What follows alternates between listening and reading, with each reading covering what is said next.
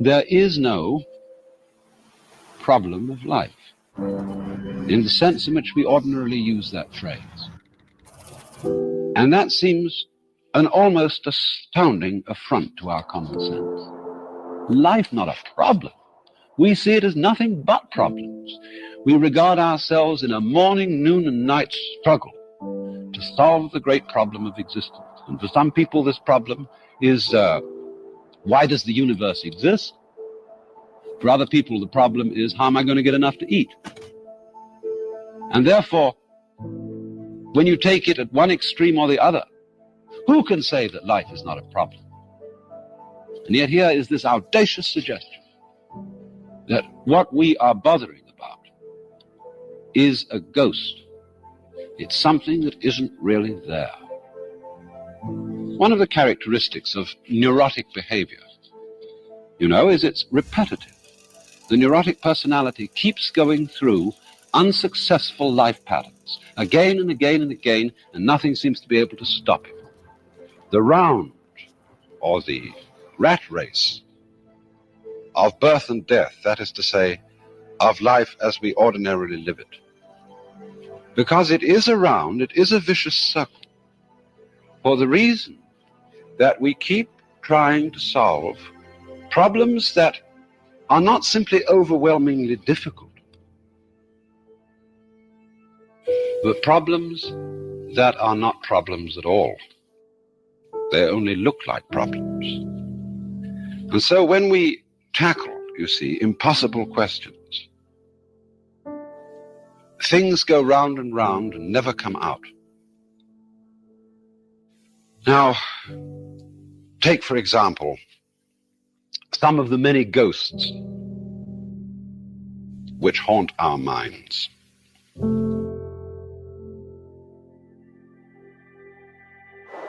We say, for example, that we all have an instinct to survive. And a lot of people thus treat the problem of life as, how am I to survive? And one might almost be a little cautious about relieving people of this problem, lest they should lose the impetus to go on doing their work. But that also, impetus to go on doing your work, is another ghost. We think we are driven, We think that what we do has these mysterious things behind it.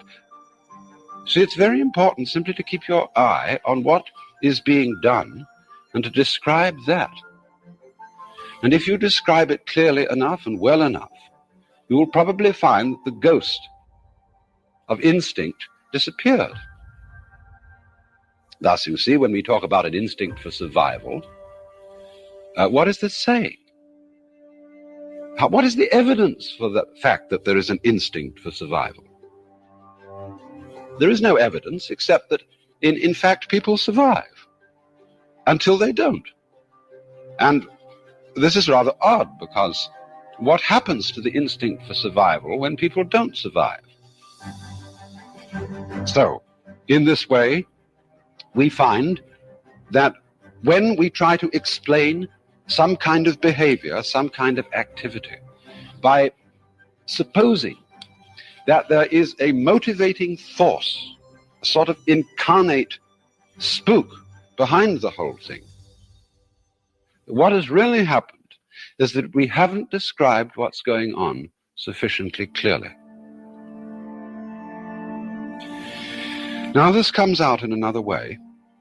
When we try to describe anything at all and think that we are describing something that, as it were, exists all by itself. As I've often said, we are so bugged by the notion of stuff, stuff acting, stuff doing things. But all that is, is that the world strikes us as being material until we examine it closely. In other words, a distant nebula in the heavens looks like a solid star until you turn a giant telescope on it and you make out the clear pattern of a spiral nebula.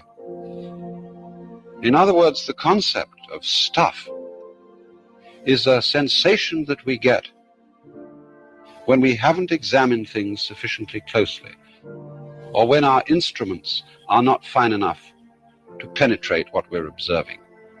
But when the instruments are fine enough, what we get instead is pattern, and pattern is simply a form of behavior, of activity.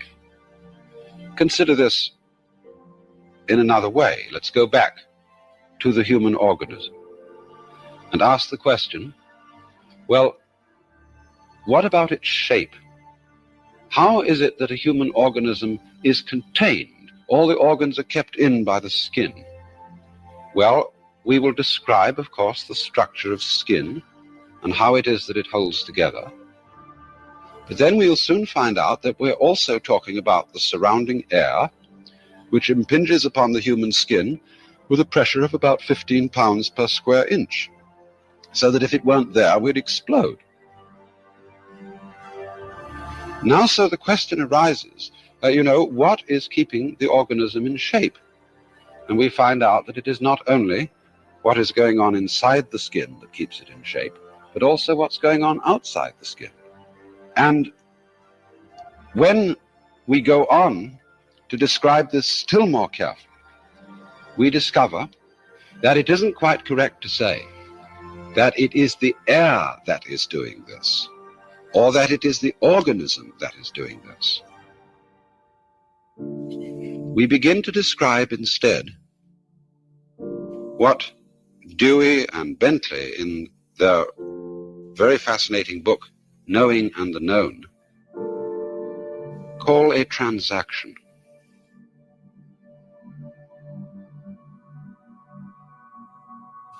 Now, that is to say, a buyer can't buy unless somebody is also selling. You can't know anything unless there's something to know. And this fact, you see, is constantly overlooked, that anything in the world, whether it's inanimate or animate, whatever it may be, is there by virtue of being in a transactional relationship, not with something else, but with everything else. A human being, of course, has ever so many relationships. They're very complicated. A person, say, we call a doctor, is not only related to his actual work of doctoring, but he may be also a father related to a family. He's a citizen related to a community in other ways than as the doctor, and so on and so forth. And so we begin to imagine him, as it were, apart from his relationships, as a sort of constant, going through all these different relationships, and therefore in some way different from them all. But this, you see, creates a ghost. It creates a being independent of all the different relationships in which he finds himself, whereas, strictly speaking, he is inseparable from those relationships, and we can't eliminate them. We can only describe him fully as the entire whole complex. So that, in other words, every organism could be called the behavior of the field or environment in which it is found. Now, this doesn't mean that the organism is something pushed around by the environment and is completely passive and inert, and that everything that it does is simply a response to external stimuli. Because, in a way, the organism is part of its environment. After all, it is an object, a process in nature, in the cosmos, just as much as everything in its environment. There is really no way of separating the two. Instead of speaking, as it were, in this terminology of doers and done-tos, attackers and victims, we simplify things considerably. Just by confining ourselves to a description of what is happening. And as we do this, we get a peculiarly clarified picture of the world, without all sorts of ghosts. And it is in this way that we also begin to be able to have some preliminary intuition or sensation of the meaning of the fact that life is not a problem. In other words, not a contest between ourselves and our environment. This conception of life turns out to be basically phony.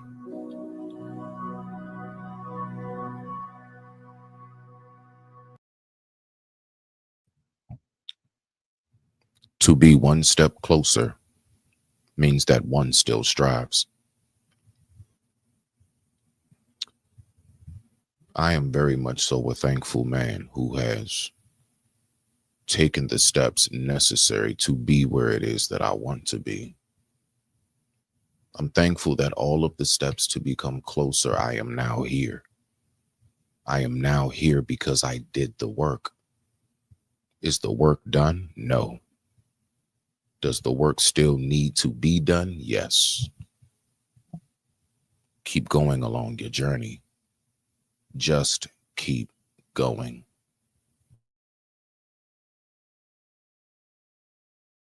If I'm 52 and God blesses me to live another 20 years, that means I got more days behind me than I do ahead of me. I'm not letting anybody waste not one fucking moment of my life.